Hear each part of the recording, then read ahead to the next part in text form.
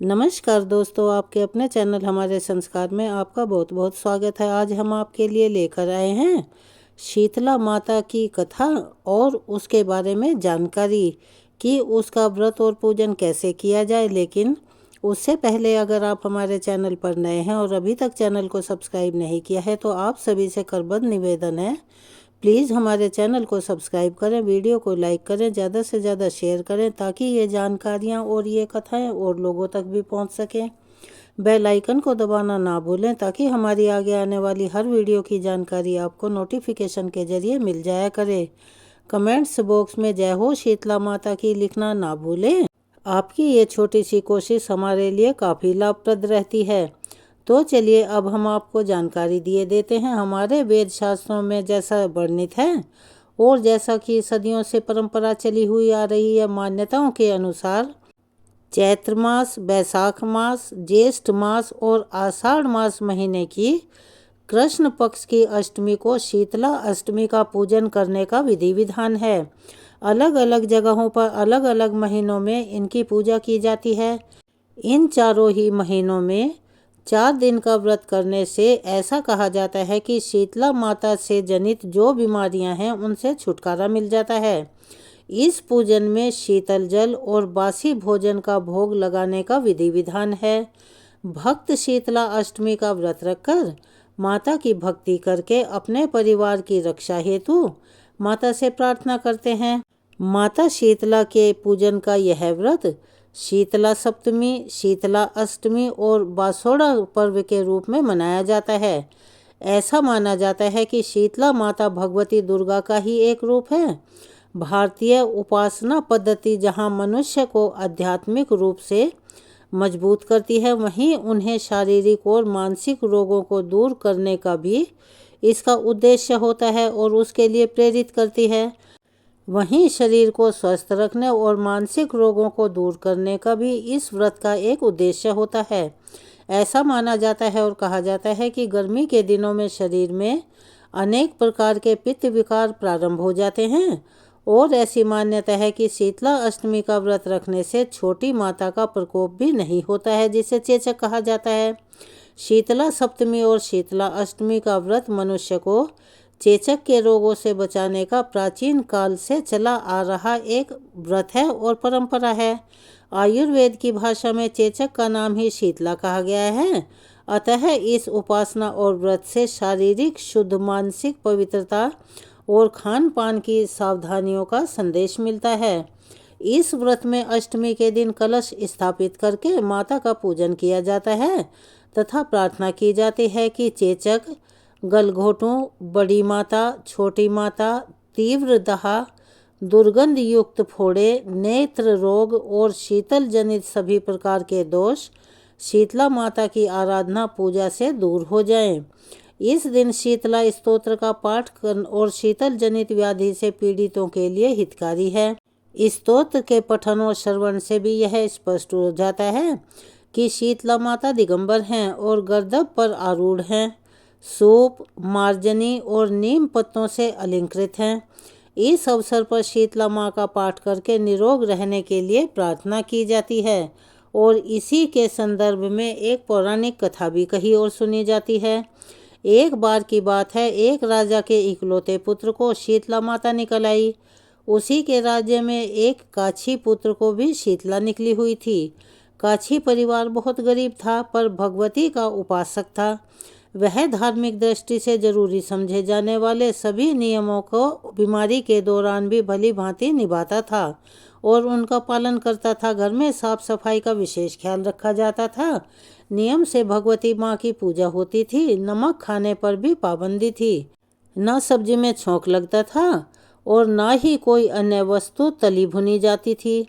गरम वस्तु ना तो वह स्वयं खाता था, न शीतला वाले लड़के को देता था। ऐसा करने से उसका पुत्र अति शीघ्र ही ठीक हो गया, यानी कि शीतला माता ठीक हो गई।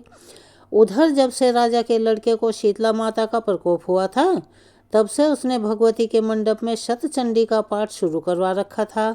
रोज हवन व बलिदान होते थे। राज पुरोहित भी सदा भगवती के पूजन में लगे रहते थे। राजमहल में रोज कढ़ाई चढ़ती, विविध प्रकार के गर्म स्वादिष्ट भोजन बनते। सब्जी के साथ कई प्रकार के मांस भी पकते थे। उसका यह परिणाम होता था कि उन लजीज भोजनों की गंध से राजकुमार का मन मचल उठता था। वह भोजन के लिए जिद करता था, एक तो राजपुत्र और दूसरे इकलौता। इस कारण उसकी अनुचित जिद भी पूरी कर दी जाती थी। इस पर शीतला माता का प्रकोप घटने की बजाय बढ़ने लगा। शीतला माता के साथ साथ उसे बड़े बड़े फोड़े भी निकलने लगे, जिनमें अति तीव्र खुजली व जलन होती थी। शीतला माता की शांति के लिए राजा जितने भी उपाय करता था वे सब उल्टे ही पड़ते थे, और शीतला माता का प्रकोप उतना ही बढ़ता चला जाता था, क्योंकि अज्ञानतावश राजा के यहाँ सभी कार्य उल्टे हो रहे थे। इससे राजा और अधिक परेशान हो उठा। उसकी समझ में ही नहीं आ रहा था कि इतना सब करने और इतना सब होने के बाद भी शीतला माता का प्रकोप शांत क्यों नहीं हो रहा है।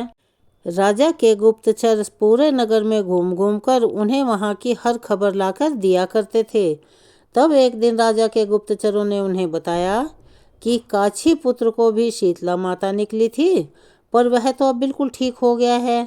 यह जानकर राजा सोच में पड़ गया कि मैं शीतला माता की इतनी सेवा कर रहा हूँ, पूजा और अनुष्ठान में कोई कमी नहीं छोड़ रखी है, लेकिन मेरा पुत्र अधिक से अधिक रोगी होता जा रहा है, जबकि काछी पुत्र बिना सेवा पूजा के ही ठीक हो गया। इसी सोच में राजा को नींद आ गई। श्वेत वस्त्र धारणी भगवती ने उसे स्वप्न में दर्शन देकर कहा कि हे राजन, मैं तुम्हारी सेवा अर्चना से अति प्रसन्न हूँ, इसीलिए आज भी तुम्हारा पुत्र जीवित है। इसके ठीक न होने का कारण यह है कि तुमने शीतला माता के समय पर पालन करने योग्य नियमों का उल्लंघन किया है। तुम्हें ऐसी हालत में नमक का प्रयोग बंद कर देना चाहिए था, और नमक से रोगी के फोड़े फुंसियों में खुजली होती है। घर की सब्जियों में छोंक नहीं लगाना चाहिए, क्योंकि इसकी गंध से रोगी का मन उन वस्तुओं को खाने के लिए ललचाता है। रोगी का किसी के पास आना जाना भी मना होता है, क्योंकि यह रोग औरों को भी होने का भय रहता है, यह संक्रमित होता है। अतः इन नियमों का पालन कर तेरा पुत्र भी जल्दी ही अवश्य ठीक हो जाएगा। यह सब विधि विधान समझाकर देवी वहाँ से तुरंत अंतर्ध्यान हो गई। प्रातः काल राजा की आँख खुली। उसने सभी को दरबार में आकर यह बात कही और सभी को बताया, और उन्होंने फिर देवी की आज्ञा के अनुसार सभी कार्यों की व्यवस्था कर दी, यानी कि सभी नियमों का पालन करने लगे। इससे राजकुमार की सेहत पर अनुकूल प्रभाव पड़ने लगा और वह शीघ्रातिशीघ्र ठीक हो गया। इसी दिन भगवान श्री कृष्ण और माता देवकी का विधिवत पूजन करके मध्य काल में सात्विक पदार्थों का भोग लगाना चाहिए। ऐसा करने से पुण्य तो मिलता ही है, लेकिन उसके साथ साथ समस्त दुखों का भी स्वतः ही निवारण हो जाता है। इसी संदर्भ में एक और पौराणिक कथा भी बहुत प्रचलित है। एक गांव में ब्राह्मण दंपति रहा करते थे। दंपति के 2 बेटे और उनकी 2 बहुएं थी। दोनों बहुओं को बहुत लंबे समय के बाद बेटे प्राप्त हुए थे। इतने में शीतला सप्तमी का व्रत आ गया और घर में पर्व के अनुसार ठंडा भोजन तैयार किया। दोनों बहुओं ने मन में विचार किया कि यदि हम ठंडा भोजन लेंगे तो हम बीमार हो जाएंगे, और हमारे बच्चे भी अभी बहुत छोटे छोटे हैं। इस विचार के कारण दोनों बहुओं ने तो पशुओं के दाने तैयार करने के बर्तन में गुपचुप 2 बाटी तैयार कर ली। सास बहू शीतला की पूजा करके आई, शीतला माता की कथा सुनी। बाद में सास तो शीतला माता के भजन करने के लिए बैठ गई। दोनों बहुएं बच्चे रोने का बहाना बनाकर घर आ गई और दाने के बर्तन से गरम गरम रोटला निकाले, चूरमा किया और पेट भरकर खा लिया। सास ने घर आने पर बहुओं से भोजन करने के लिए कहा, और तो बहुओं ने ठंडा भोजन करने का दिखावा करके घर के काम में लग गई। सास ने कहा, बच्चे कब के सोए हुए हैं, उन्हें जगाकर जरा भोजन तो करा दो। बहुएं जैसे ही अपने अपने बेटों को जगाने गई तो उन्होंने उन्हें मृतप्राय यानी कि बेहोश पाया। ऐसा बहुओं की करतूतों के फलस्वरूप शीतला माता के प्रकोप से हुआ था। बहुएं तब विवश हो गई और सास ने घटना जानी तो बहुओं को डांटने लगी।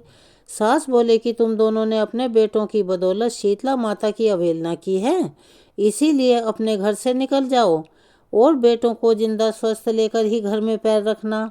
अपने दोनों मृत बेटों को टोकरे में सुलाकर दोनों बहुएं घर से निकल पड़ी। जाते जाते रास्ते में एक जीर्ण वृक्ष आया, यानी कि सूखा वृक्ष आया। यह खेजड़ी का वृक्ष था। इसके नीचे ओरी शीतला दोनों बहनें बैठी हुई थी। दोनों के बालों में विपुल प्रमाण में जुएं थी। बहुओं ने थकान का अनुभव भी किया था। दोनों बहुएं ओरी और शीतला के पास आकर बैठ गई।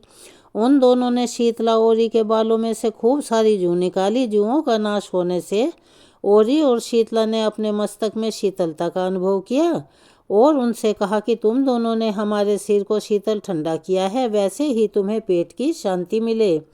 दोनों बहुएं एक साथ बोली कि पेट का दिया हुआ ही लेकर हम मारी मारी भटक रही हैं, परंतु शीतला माता के दर्शन नहीं हुए। शीतला माता ने कहा कि तुम दोनों पापिनी हो, दुष्ट हो, दुराचारिणी हो। तुम्हारा तो मुँह भी देखने योग्य नहीं है। शीतला सप्तमी के दिन ठंडा भोजन करने के बदले तुम दोनों ने गर्म भोजन कर लिया था। यह सुनते ही बहुओं ने शीतला माता जी को पहचान लिया और दोनों देवरानी जेठानी ने दोनों माताओं का वंदन किया और उनके पैर पकड़ लिए और गिड़गिड़ाते हुए उनसे कहा कि हम तो भोली भाली हैं, अनजान हैं और हमने अनजाने में ही गर्म भोजन कर लिया है। आपके प्रभाव को हम नहीं जानते थे। आप हम दोनों को क्षमा करें और कभी फिर हमारे द्वारा ऐसा दुष्कर्म नहीं होगा। उनके पश्चाताप भरे वचनों को सुनकर दोनों माताएं प्रसन्न हो गई। शीतला माता ने मरे हुए बालकों को जीवित कर दिया। बहुएं तब बच्चों को लेकर अपने साथ आनंद से पुनः गांव को वापस लौट आई और गांव के लोगों ने जाना कि दोनों बहुओं को शीतला माता के साक्षात दर्शन हुए थे। दोनों का धूमधाम से स्वागत करके गांव में प्रवेश करवाया। बहुओं ने कहा, हम गांव में शीतला माता के मंदिर का निर्माण करवाएंगी। चैत्र महीने में शीतला सप्तमी के दिन मात्र ठंडा खाना ही खाएंगी। शीतला माता ने बहुओं पर जैसी अपनी कृपा दृष्टि की, हे माता वैसी सब पर करना। इस कहानी को कहने वाले, सुनने वाले और हुंकारा भरने वाले सभी पर अपनी कृपा हमेशा बनाए रखना। शीतला माता सदा हमें शांति, शीतलता तथा आरोग्य दें, ऐसी प्रार्थना हमें हमेशा करनी चाहिए। चलिए एक बार मेरे साथ प्यार से बोलिए, शीतला माता की जय। अगर आप हमारे चैनल पर नए हैं और अभी तक आपने चैनल को सब्सक्राइब नहीं किया है तो आप सभी से निवेदन है, प्लीज़ हमारे चैनल को सब्सक्राइब करें, वीडियो को लाइक करें, ज़्यादा से ज़्यादा शेयर करें ताकि इन कथा और जानकारियों का लाभ दूसरे लोगों को भी मिल सके। बेल आइकन को दबाना ना भूलें ताकि हमारी आगे आने वाली वीडियो की जानकारी आपको नोटिफिकेशन के जरिए मिल जाया करे। कमेंट्स बॉक्स में जय हो शीतला माता की अवश्य लिखें।